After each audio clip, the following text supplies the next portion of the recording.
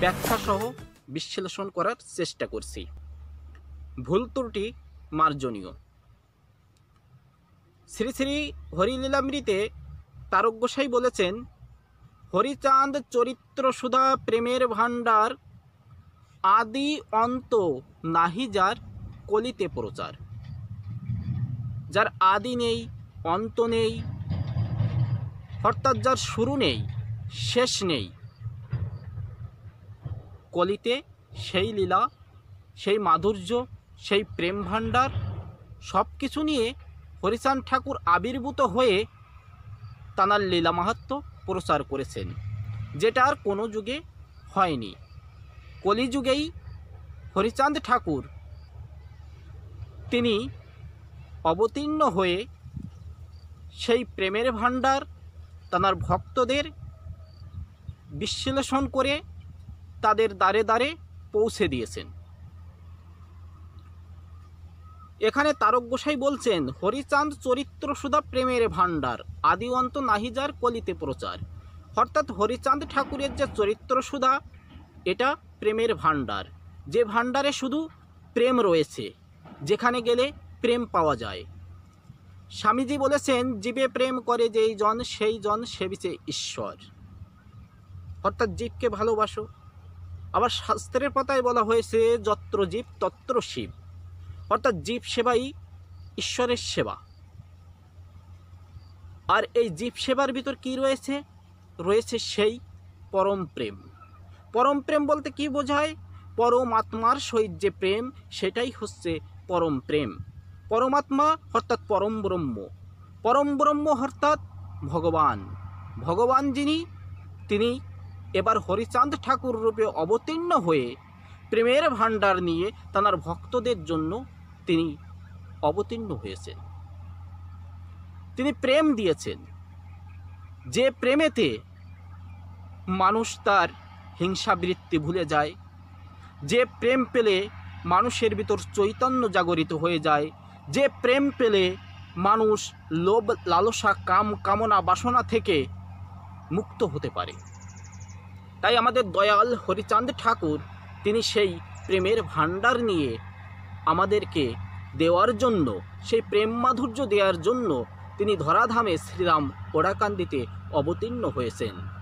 এজন্য বলা হয়েছে, হরিচাঁদ চরিত্র সুধা প্রেমের ভাণ্ডার, আদি অন্ত নাহি যার কলিতে প্রচার। অর্থাৎ এই প্রেমের কোনো শুরু নেই, শেষ নেই, এটা অনন্ত প্রেম।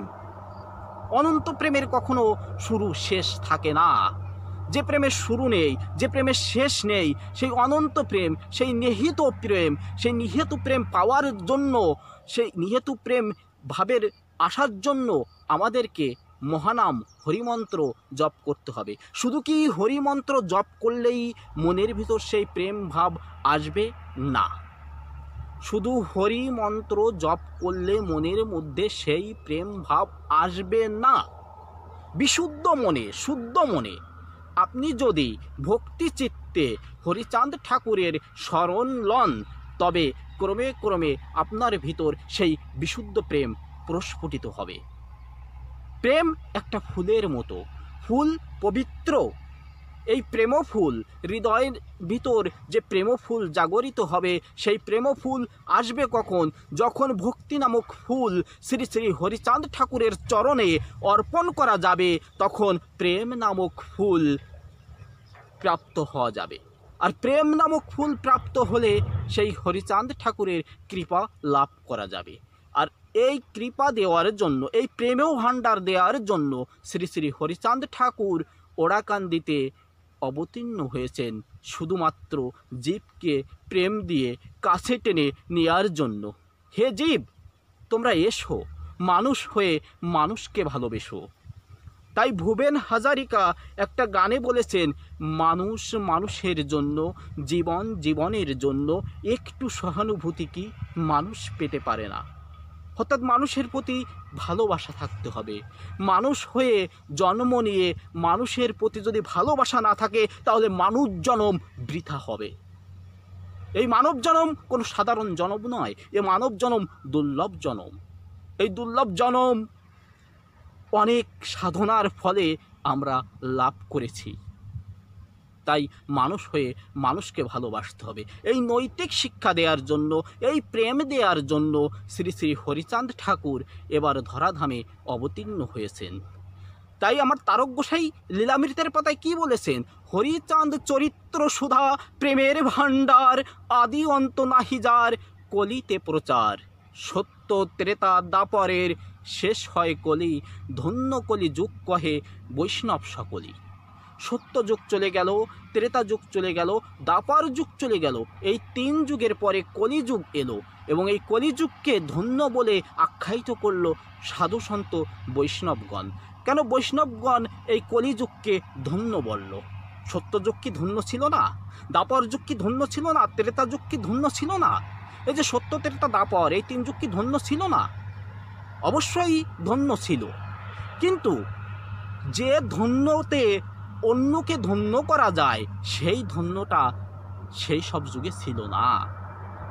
সত্য যুগে মানুষ সৎ ছিল, সত্য ব্রত পাঠ করত, সত্যনারায়ণের পূজা করত। তখন মানুষের মনে লোভ লালসা কামনা বাসনা কিছুই ছিল না।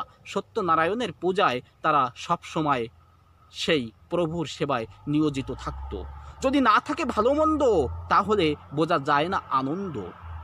মন্দ আছে বলেই ভালোর হেত গুণ, কিন্তু সত্য যুগে মন্দ বলে কিছু ছিল না, সবই ছিল ভালো। তা সব যদি ভালো হয় সেখানে কিন্তু তাহলে সব কিছুই ধন্য। যদি ধন্যর বিপরীত জঘন্য, এই যে একটা কথা আছে জঘন্য, অর্থাৎ যা গণনা করা যায় না, যা ধন্য বলে গৃহীত হয় না, সেইটাই তো জঘন্য।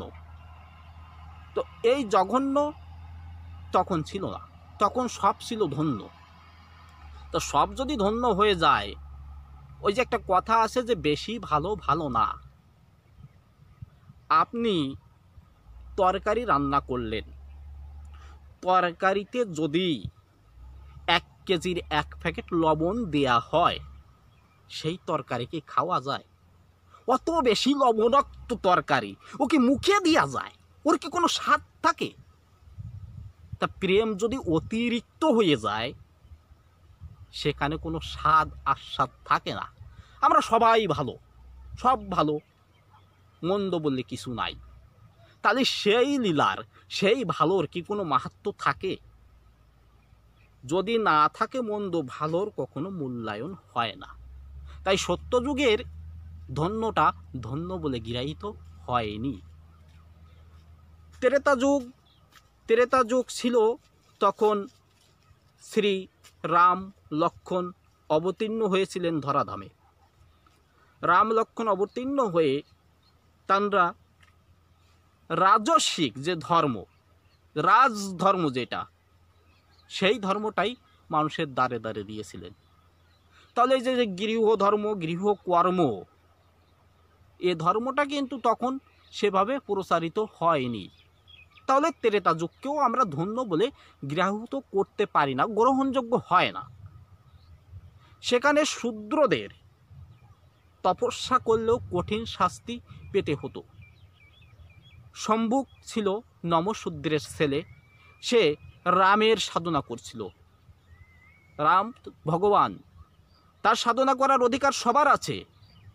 কিন্তু ত্রেতা যুগে ব্রাহ্মণ শ্রেণীরা বলল, ব্রাহ্মণ শ্রেণীর যে কুটিল যে ব্রাহ্মণ, আমি কিন্তু ব্রাহ্মণদের নিন্দা করছি না, যারা বামুন, সেই বামুনরা আর কি তখন শ্রীরামকে বলল, ওই শূদ্র যদি ভগবানের আরাধনা করে সে তো আমাদের সমকক্ষে চলে আসবে, আমরা এটা কিছুতেই মেনে নিতে পারবো না। রাম তখন ব্রাহ্মণদের সন্তুষ্ট করার জন্য কি করলো? শম্ভুককে বধ করে দিল।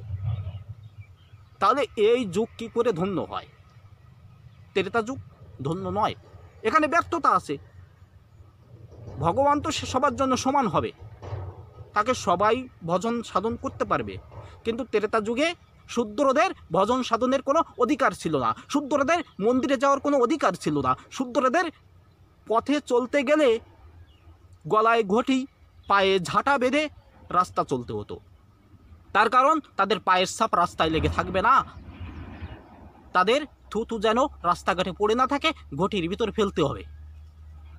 কি নির্যাতন ছিল শূদ্রদের প্রতি! তাহলে ত্রেতা যুগ কখনোই ধন্য নয়। দ্বাপর যুগ, দ্বাপর যুগে শ্রীকৃষ্ণ যে মাধুর্য প্রেম দিতে চেয়েছিল,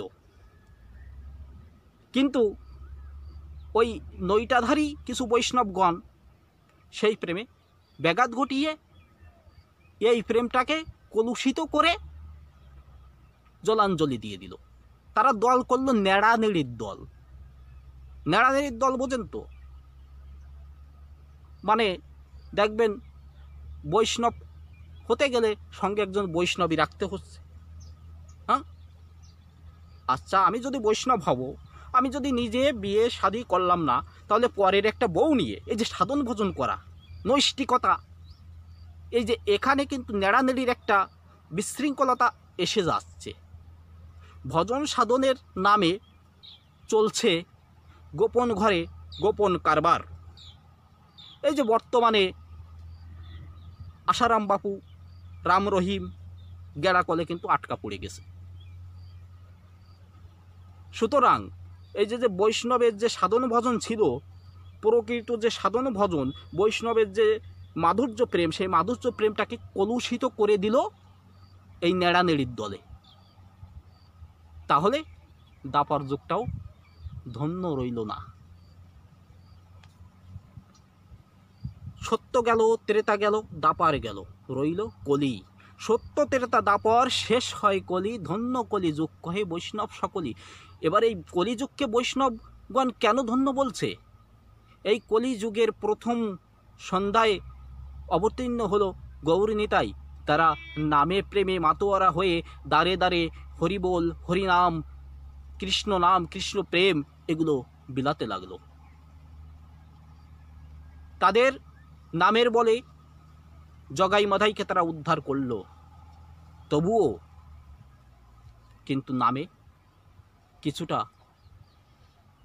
গাফিলতি সৃষ্টি করল কুটিল ব্রাহ্মণরা। গৌরাঙ্গ সুন্দর যখন নামে প্রেমে মাতোয়ারা হয়ে দলমত নির্বিশেষে, জাতপাত নির্বিশেষে সবাইকে বুকে টেনে নিয়ে প্রেম ধন দিতে লাগলো, তখন কলির পাণ্ডা, যারা পাণ্ডা ব্রাহ্মণ, ওরা চিন্তা করলো এ তো মুশকিল হয়ে গেল। গৌর সুন্দর যদি এই আচণ্ডালে প্রেম দান করে, তাহলে সবাই তো ওই দলে ভিড়ে যাবে, আমাদের তো আর কেউ মান্যগণ্য করবে না। না, এটা তো তাহলে হতে দেয়া যায় না। তাহলে ওরা ষড়যন্ত্র করে জগন্নাথ মন্দিরের ভিতর এই গৌর সুন্দরকে ওরা নিঃশেষ করে দিল। গৌর সুন্দরকে ষড়যন্ত্র করে ওরা হত্যা করল। এটাই হচ্ছে গুড় তত্ত্ব, আসল তত্ত্ব। তাহলে দেখা গেল যে কলির প্রথম সন্ধ্যায় সেখানেও পরিপূর্ণভাবে যুগটা ধন্য হতে পারল না। কিছুটা ব্যাঘাত ঘটালো কুটিল শ্রেণীর ব্রাহ্মণরা।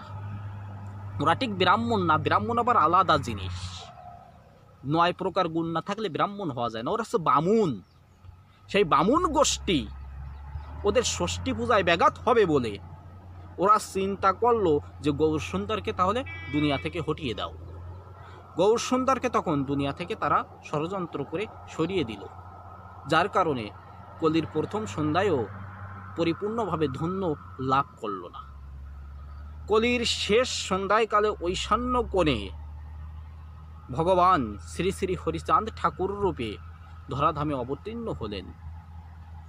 হরিচাঁদ ঠাকুর, গুরুচাঁদ ঠাকুর অবতীর্ণ হওয়ার পর যাদেরকে এক শ্রেণীর লোক, ওই কুটিল ব্রাহ্মণরা দলিত পতিত করে রেখেছিল, সেই দলিত পতিত চণ্ডাল বলে যাদেরকে গালি দিত, সেই নমশূদ্রদের উদ্ধার করে আচণ্ডালে প্রেম দান করে সবার ভিতর সেই নিহত প্রেম, সেই মাধুর্য প্রেম, সেই অনন্ত প্রেম দান করে সবাইকে একছত্রয় নিয়ে এলো।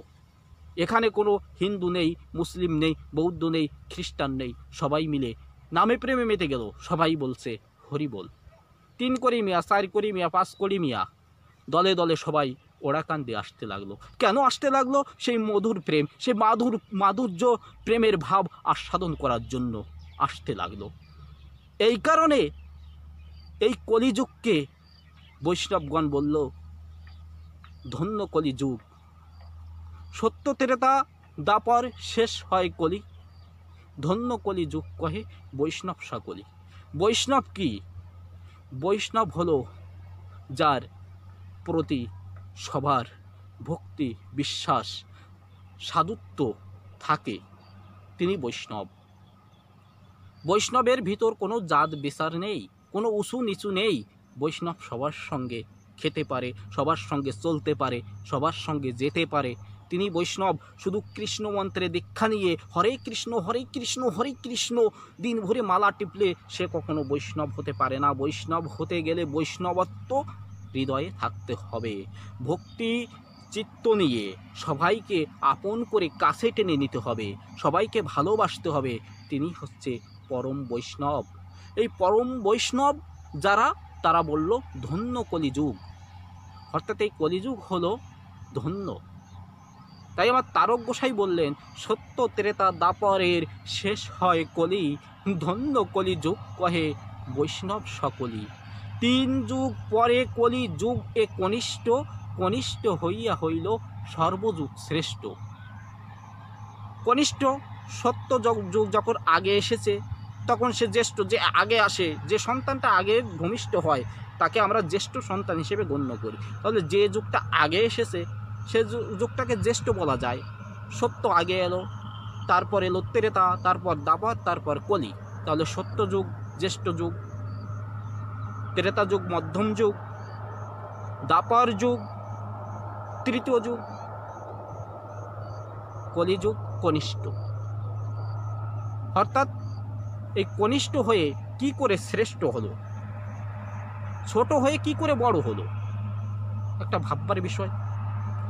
কোনো যুগে যা ভগবান দিয়ে যায়নি, এই কলিযুগে ভগবান সেই স্বয়ং হরি, হরিচাঁদ ঠাকুর রূপে জন্ম নিয়ে, সেই গোলকের হরি, সেই গোলক বিহারী হরি হরিচাঁদ ঠাকুর রূপে জন্ম নিয়ে ওড়াকান্দিতে আবির্ভূত হয়ে তিনি সেই মাধুর্য প্রেম সবাইকে দান করে দিলেন। দাপরে শ্রীকৃষ্ণ যখন রাসলীলা করছিল তখন শিব ছদ্মবেশে নারী বেশ ধারণ করে সেই রাসমঞ্চে গিয়েছিল। রাসমঞ্চে গেলে তখন কৃষ্ণ তাকে অপমান করেছিল। সেই অপমান সহ্য করতে না পেরে শিব ঠাকুর বলেছিল, ঠাকুর আজ আমাকে তুমি অপমান করে তাড়িয়ে দিলে, আমি প্রতিজ্ঞা করছি, আমি শিব, আমি মহাদেব, আমি এই রাসলীলা দ্বারে দ্বারে মানুষের ঘরে ঘরে পৌঁছে দিব। এই রাসের প্রসাদ প্রতিটি মানুষের ঘরে ঘরে পৌঁছে যাবে। সেই রাসলীলা, সেই মহারাস মিলানোর জন্য সেই স্বয়ং শিব গুরুচাঁদ ঠাকুর রূপে, হরিচাঁদ ঠাকুরের পুত্র রূপে ওড়াকান্দিতে আবির্ভূত হয়ে সেই প্রেম, সেই মাধুর্য প্রেম, সেই মহারাস সবাইকে নিয়ে, সেই মহারাস মহাবারুণী যেটা ছিল দাপর যুগে মহারাস নামে পরিচিত, এই কলিযুগে সেটা মহাবারুণী নামে পরিচিত হলো। দলে দলে জয় ডঙ্কার সঙ্গে হরিবোল হরিবোল হরিবোল হরিবোল হরিবোল বলে তারা ওড়াকান্দিতে ধাবিত হলো সেই মাধুর্য প্রেম, সেই মহারাসের প্রেম আস্বাদন করার জন্য।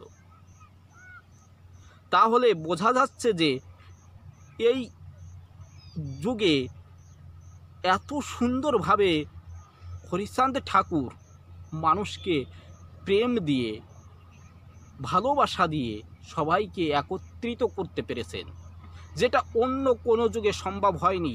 অন্য যুগে বলেছে তুই শূদ্র, তুই এতর, তুই মেথর, হ্যাঁ, তোকে নিয়ে চলা যাবে না, নানাবিধ দলাদলি এটা ওটা ছিল। আর এ যুগে কোনো দলাদলি নেই, কোনো জাতাজাতি নেই, হিন্দু বৌদ্ধ মুসলিম খ্রিস্টান সবাই এক হয়ে হরিনাম করছে, হরিনামে সবাই মাতোয়ারা হয়ে যাচ্ছে। তাহলে এই যুগ শ্রেষ্ঠ। যে যুগে মানুষের মহামিলন ঘটানো হয়েছে সেই যুগের উপর তো আর কোনো যুগ হতে পারে না। আবার হরিচাঁদ ঠাকুর যে মহামিলন গঠন করে দিয়েছেন, আজও পর্যন্ত আপনি ওড়াকান্দিতে যাবেন, 3 কড়ি মিয়ার দল, 4 কড়ি মিয়ার দল, 5 কড়ি মিয়ার দল, সাঁওতালদের দল, উড়িয়াদের দল, ঠাকুরনগর, ওড়াকান্দি, লক্ষ্মীকালী সব জায়গায় তারা হরিবোল হরিবোল হরিবোল হরিবোল হরিবোল হরিবোল হরিবোল হরিবোল হরিবোল হরিবোল হরিবোল হরিবোল হরিবোল বলে তারা ধাবিত হচ্ছে। তাহলে এই কলিযুগই সর্বশ্রেষ্ঠ, এই কলিযুগের উপর আর কোনো যুগ নেই। তাই আমার তারক গোসাই বলেছেন, ধন্য কলিযুগ কহে বৈষ্ণব সকলি, সত্য ত্রেতা দাপরে শেষ হয় কলি, ধন্য কলিযুগ কহে বৈষ্ণব সকলি। 3 যুগ পরে কলিযুগ এ কনিষ্ঠ, কনিষ্ঠ হইয়া হইল সর্বযুগ শ্রেষ্ঠ। আশা করি আপনারা বিষয়টা বুঝতে পেরেছেন।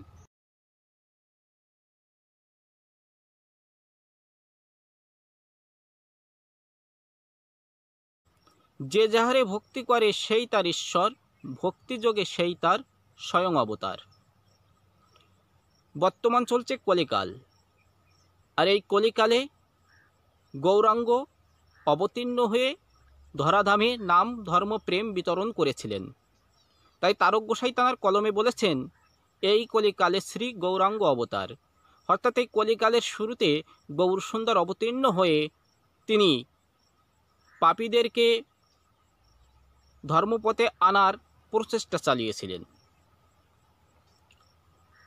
আমরা চৈতন্য চরিতামৃতে দেখতে পাই, নিত্যানন্দ অর্থাৎ গৌরসুন্দরের সহচর বা সহযোদ্ধা বা ভাই, আমরা যাই বলি না কেন, গৌর নিতাই ইন্দ্র নাম প্রেম বিতরণ করতে এসেছিলেন।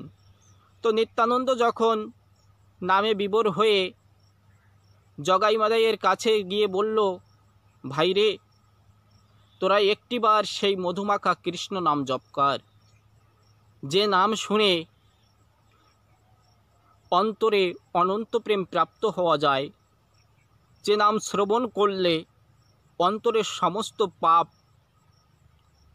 মুক্ত হয়ে যায়, ভাবের সঙ্গে যুক্ত হয়ে মানুষ সেই মহাভাব লাভ করতে পারে, সেই পরমাত্মার সন্ধান পায়। আয় ভাই, আমরা সেই মধুমাখা কৃষ্ণ নাম জপ করি, মধুমাখা হরিনাম জপ করি। কিন্তু জগাই মাদাই ছিল উগ্র প্রতীক, তারা নিত্যানন্দর কোনো কথা গ্রাহ্য করল না। উগ্র প্রকৃতির জগাই মাদাই নিত্যানন্দকে কটূক্তি করল, গালাগাল করতে লাগলো। তবুও নিতাই সমস্ত অপমান সহ্য করে নাম প্রেম বিতরণ করতে লাগলো। তখন ধৈর্যহারা মাধাই কলসির কান্দা ছুঁড়ে মারল নিত্যানন্দের কপালে, কপাল ফেটে ঝরঝর করে রক্ত ঝরতে লাগলো। তবুও নিত্যানন্দ ভাবে বিব্বল হয়ে বলছে, ওরে মাধাই রে, মেরেছিস কলসির কানা, তাই বলে কি প্রেম দেব না? আয় ভাই আয়, এই মধুমাখা হরিনাম, মধুমাখা কৃষ্ণ নাম, আমরা নামে প্রেমে ভেসে যাই, আমরা এই নাম গ্রহণ করি। একবার মুখে বল হরে কৃষ্ণ।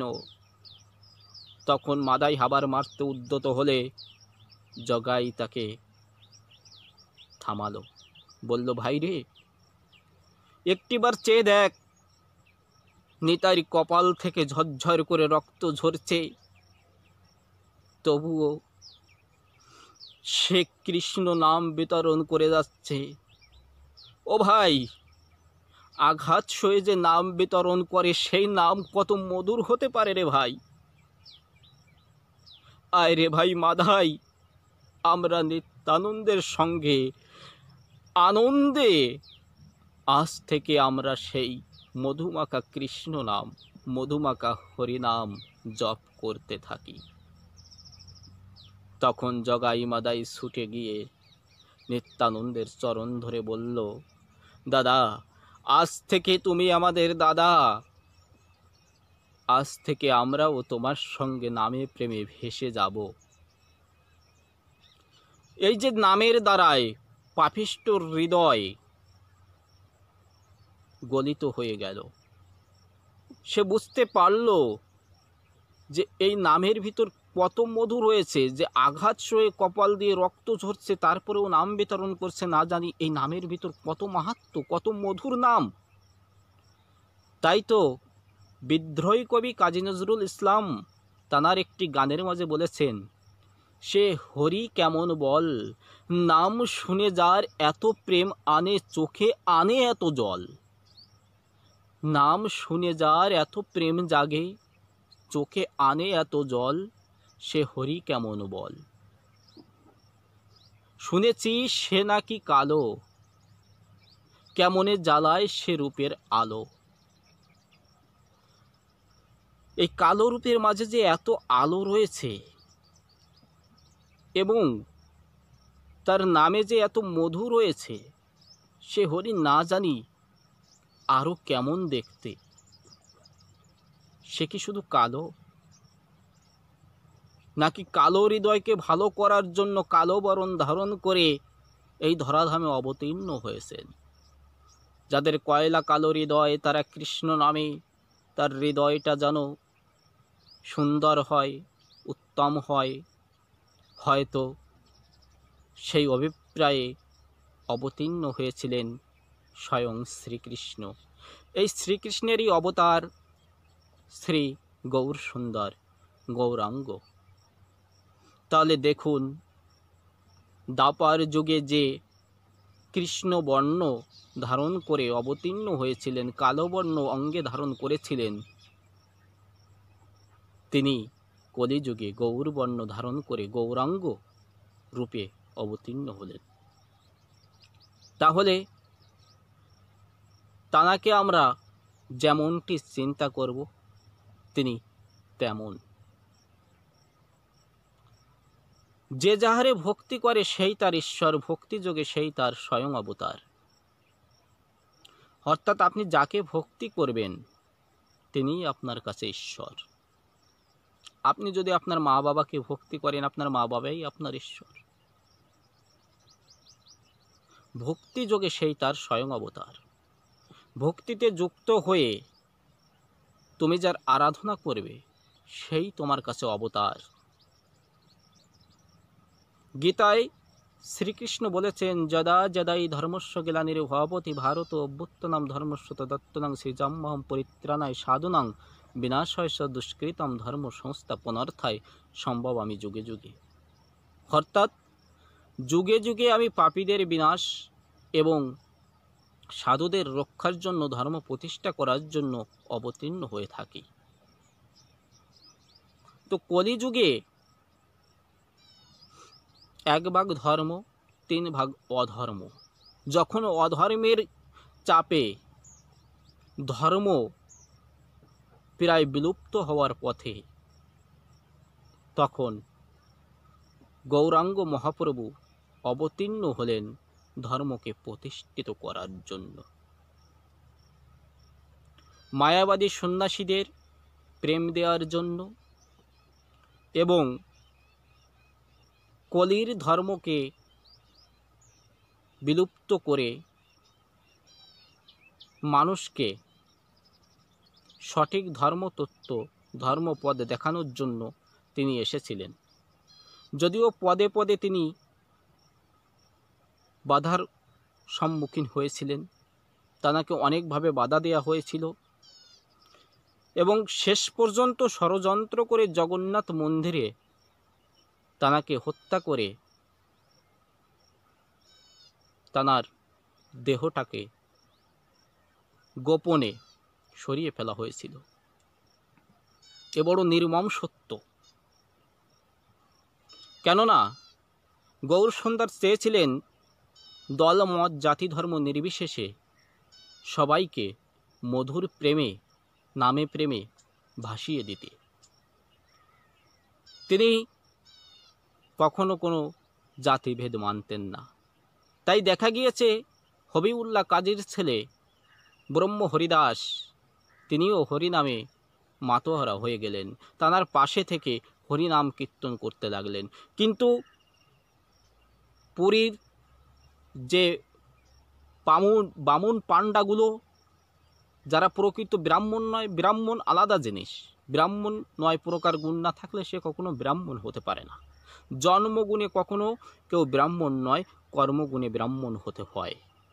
কিন্তু ওই এক শ্রেণীর বামুন, কুচক্রী বামুন গোষ্ঠী, তাদের ষষ্ঠী পূজায় ব্যাঘাত হবে বলে তারা চিন্তা করলো এই গৌর সুন্দরকে সরিয়ে দিতে হবে। তা না হলে এই যদি আচণ্ডালে প্রেম ধর্ম বিতরণ করে, দলমত জাতি ধর্ম নির্বিশেষে প্রেম ধর্ম বিতরণ করে, তাহলে আমাদের মূল্যায়ন আর সমাজে থাকবে না। তাই তারা কৌশলে গৌর সুন্দরকে সরিয়ে দিল। গৌর সুন্দরের লীলা অপূর্ণ থেকে গেল। তাই তো তিনি জগন্নাথ মন্দির থেকে, জগন্নাথের মূর্তি থেকে তিনি ভক্তদেরকে অভয়বাণী দিয়েছিলেন, তোমরা ঘরে ফিরে যাও। কেন জগন্নাথকে মারছ? জগন্নাথ গৌরাঙ্গ গ্রাস করেনি, গৌরাঙ্গকে কৌশলে ব্রাহ্মণরা হটিয়ে দিয়েছে। কেননা আমি বুঝতে পেরেছি এ যুগে নিচু কুলে জন্ম না নিয়ে কখনো নিচু উদ্ধার করা যায় না, আর অবতার হতে গেলে অতি নিচে না নামলে সে কখনো অবতার হতে পারে না। তাই পরবর্তীতে আমি ঈশান কোণে হরিচাঁদ ঠাকুর রূপে নমশূদ্রের ঘরে জন্ম নিয়ে এই নমশূদ্র দলিত পতিত জাতিকে আমি উদ্ধার করব। জগন্নাথকে তোমরা মেরো না, তোমরা পরবর্তী লীলায় আমাকে পাবে এবং আমি তোমাদের উদ্ধার করব। যাও, যার যার ঘরে ফিরে যাও। এই অভয়বাণী নিয়ে ভক্তমণ্ডলী তারা জগন্নাথ মন্দির থেকে চলে এলো। তাহলে দেখা যাচ্ছে যে এখানে লীলাটা পরিপূর্ণ সম্পূর্ণ হয়নি। তাই তারক গোসাই এখানে ভাব দিয়ে বলেছেন, যে যাহারে ভক্তি করে সেই তার ঈশ্বর। অর্থাৎ ভক্তিই হচ্ছে আসল। হরিচাঁদ ঠাকুরের প্রতি যদি তোমার ঐকান্তিক ভক্তি থাকে, তুমি যদি মনে করো সেই আদি হরি ক্ষীরোৎসাই তিনি হরিরূপে এসেছেন, তাহলে তিনিই তোমার ঈশ্বর। এখানে ভক্তিটাকেই প্রাধান্য দেয়া হয়েছে। ভক্তি শূন্য কখনো কোনো পূজা, কখনো কোনো আরাধনা, কখনো কোনো সাধনা সম্পন্ন হতে পারে না। ভক্তিটাই হচ্ছে মূল। যদি ভক্তি ফুল তুলে তুমি তোমার ইষ্ট দেবতার পায়ে সমর্পণ করতে পারো, তাহলে তুমি তার দর্শন পাবে। তা না হলে কখনো সম্ভব নয়। তাই লীলামৃতের ভাষায় কত সুন্দরভাবে বলা হয়েছে, যে যাহারে ভক্তি করে সেই তার ঈশ্বর, ভক্তি যোগে সেই তার স্বয়ং অবতার। আমার হরিচাঁদ ঠাকুর তাঁর দাদা সজ্ঞায় বলেছেন, মাতা পিতাকে ভক্তি করো।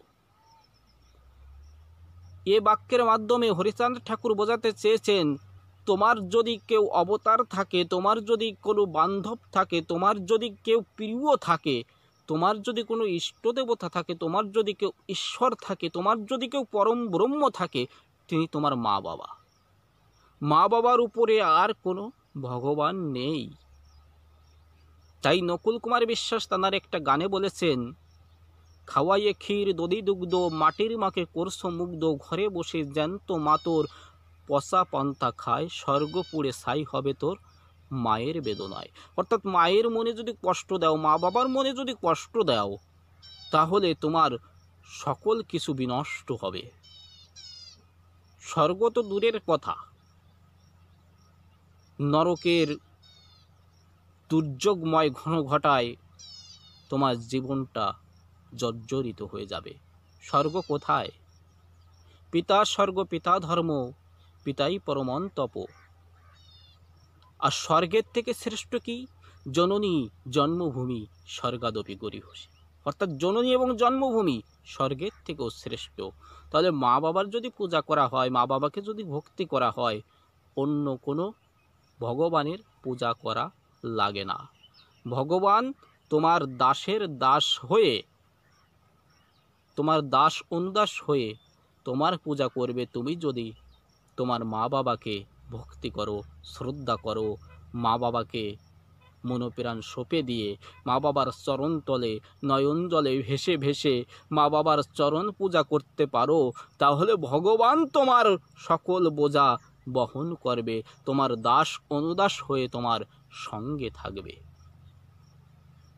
লীলামৃতে কি বলছে, যে যাহারে ভক্তি করে সেই তার ঈশ্বর, ভক্তিযোগে সেই তার স্বয়ং অবতার। হরিচাঁদ ঠাকুর কি বলছেন, দাদা সজ্ঞার ভিতর মাতা পিতাকে ভক্তি করো। তাহলে তিনি বোঝাতে চেয়েছেন যে মা বাবাই অবতার, মা বাবাই ভগবান, মা বাবাই ঈশ্বর, মা বাবাই পরম ব্রহ্ম, মা বাবার উপরে আর কোনো ভগবান নেই নেই নেই। শ্রী শ্রী হরিলীলামৃতে তারক গোসাই বলেছেন, নন্দের নন্দন হলো গোলকের নাথ, শঙ্কর্ষণ রাম অবতার তার সাথ। নন্দের নন্দন অর্থাৎ শ্রীকৃষ্ণ, নন্দের নন্দন হলো গোলকের নাথ। গোলকের নাথ নন্দের নন্দন হয়ে পৃথিবীতে আবির্ভূত হয়েছিলেন। শঙ্কর্ষণ রাম অবতার তার সাথ। এখানে বলরামের কথা বোঝানো হয়েছে, অর্থাৎ কৃষ্ণ আর বলরাম অবতীর্ণ হয়েছেন দ্বাপর যুগে। তাই তারক গোসাই বলেছেন, নন্দের নন্দন হলো গোলকের নাথ, শঙ্কর্ষণ রাম অবতার তার সাথ। সব ঈশ্বরের অংশ পুরাণে নিরখী, বর্তমান দারুব্রহ্ম অবতার কল্কি।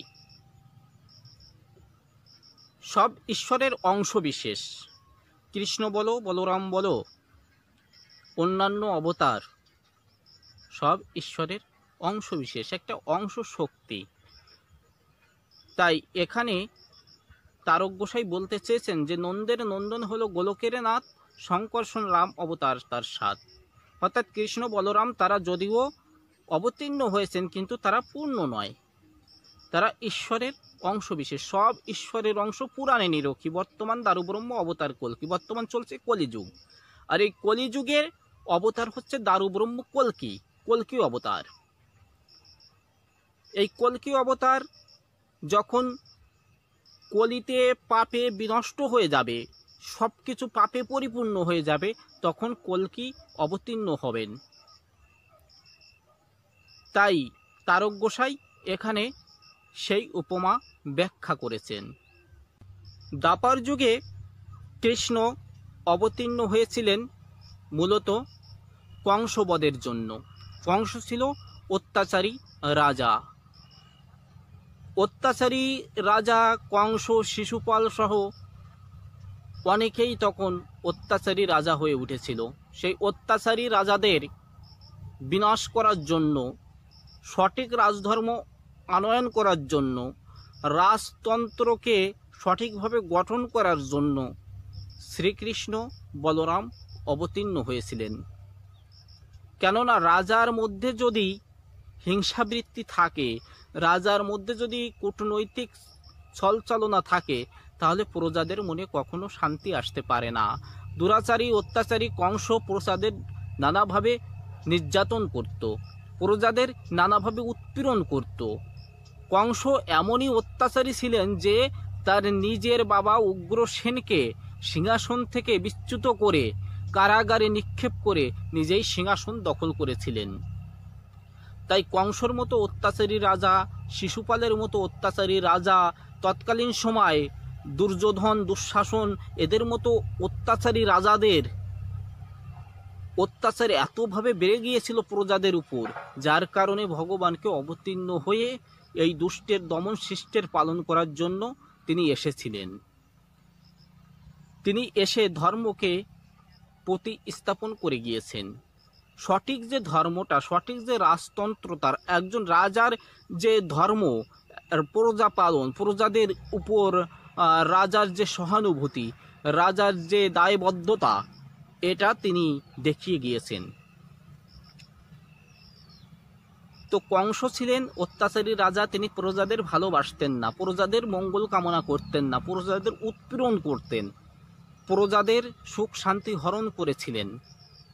শুধু তাই নয়, কংস নিচু জাতের মেয়েদের সঙ্গে দুর্ব্যবহার করেছিলেন।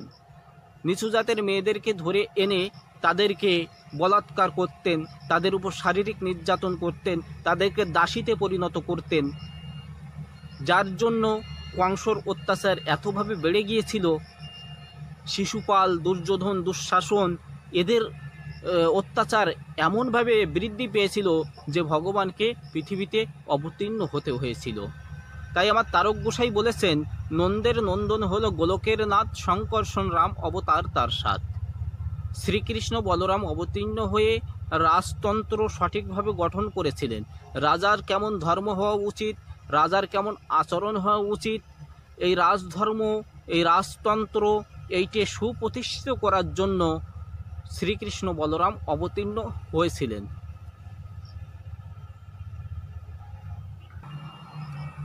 শ্রীকৃষ্ণ নিজেও রাজা ছিলেন, তিনি দ্বারকার রাজা ছিলেন। দ্বারকার রাজা হয়ে রাজধর্ম কেমন হওয়া উচিত, রাজতন্ত্র কেমন হওয়া উচিত তিনি গঠন করে গিয়েছেন। তাঁর সংবিধান মতে এখনও রাজ্য পরিচালনা হয়ে থাকে। মূলত রাজতন্ত্র বা রাজনৈতিকের মূল ভিত্তি স্বয়ং শ্রীকৃষ্ণই স্থাপন করেন। রাজনীতি মানে কি? রাজনীতি মানে কি রাজার নীতি নাকি নীতির রাজা? রাজনীতি অবশ্যই রাজার নীতি নয়। রাজা যদি দুরাচার হয় তার নীতিটা কখনো রাজনীতি হতে পারে না। সুতরাং রাজনীতি হচ্ছে নীতির রাজা। এটাই বোঝানোর জন্য শ্রীকৃষ্ণ নিজে রাজা হয়ে প্রজাবৎসল হয়েছিলেন। তিনি স্বয়ং প্রজা, তার একজন গরিব প্রজা, তার বন্ধু, তার কাছের একজন আন্তরিক মানুষ সুদামের পায়ের ধুলি মস্তকে গ্রহণ করেছিলেন। সুদামের পা নিজের হাতে ধৌত করে দিয়েছিলেন। রাজার এমনই ব্যবহার হওয়া উচিত। রাজা প্রজাদের সর্বদা প্রতিপালন করবে। যে গণপ্রজাতন্ত্রী আমরা বলি, অর্থাৎ জনগণের যেখানে সম্পূর্ণ অধিকার থাকবে, এই অধিকার প্রতিষ্ঠার জন্য শ্রীকৃষ্ণ নিজে রাজা হয়ে রাজতন্ত্র গঠন করেছিলেন। তাই আমার তারক গোসাই বলেছেন, নন্দের নন্দন হলো গোলকের নাথ, শঙ্কর্ষণ অবতার রাম তার সাথ। এই যে শঙ্কর্ষণ রাম অবতার অর্থাৎ বলরামের কথা বলা হচ্ছে। শ্রীকৃষ্ণ এবং বলরাম দুই ভাই, তারা রাজধর্ম, রাজতন্ত্র গঠন করে গেছেন এবং তাদের দেখানো পথ অনুসারে পরবর্তীতে এই রাজতন্ত্র, গণতন্ত্র এটা গঠিত হয়েছে। রাজনীতি শিক্ষা লাভ করতে পারি আমরা শ্রীকৃষ্ণের জীবন থেকে। তাই এই রাজধর্ম, রাজতন্ত্র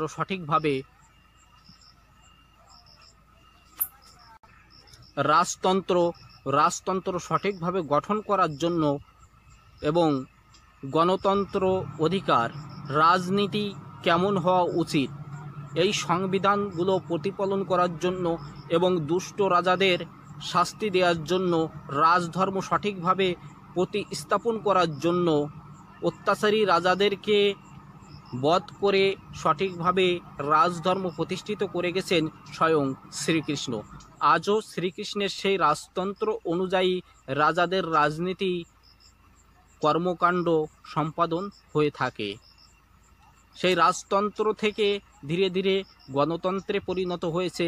এই গণতন্ত্রের বিষয়টা আমরা পরবর্তী ভিডিওতে আলোচনা করব।